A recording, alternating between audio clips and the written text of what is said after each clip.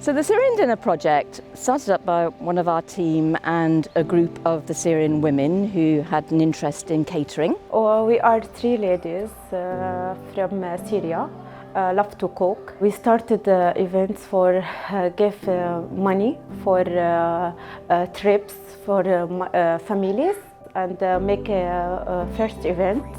And after that make more events. Our project unites us. We cook with love, sharing food for the community. It then developed because it was received so well by the local community.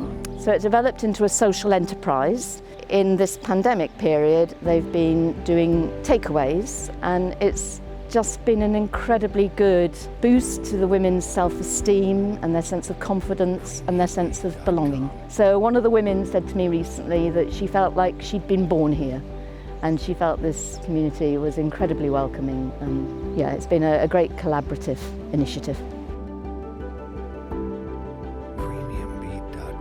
It's just so intimate and casual and carefree, because I think in concerts like these bring out a side of them that maybe doesn't have the chance to come out during daily life. So to actually show another side of those people, they're not just shy people trying to figure their way out here.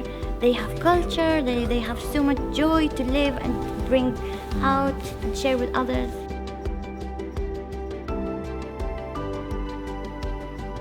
The children had fun.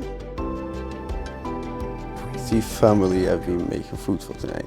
Food was a really good idea because the Syrian families are inviting us to their home, albeit they've had to make a new home, but we are their guests for tonight. We are their guests, and I think that's a great idea and a great thing to do.